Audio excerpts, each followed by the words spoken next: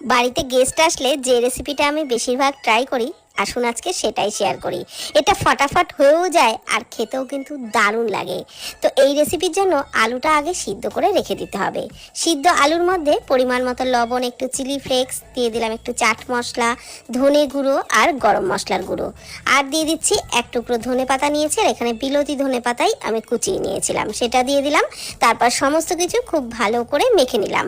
একটা ব্রেডের উপরে ওই মাখা আলুটা দিয়ে খুব ভালো করে চামচ দিয়ে ছড়িয়ে দিলাম। তার উপরে একটু টমেটো সস লাগিয়ে নিলাম, আর তার উপরে আরও একটা ব্রেড চাপিয়ে এই রকম লম্বা লম্বা করে কেটে নিলাম।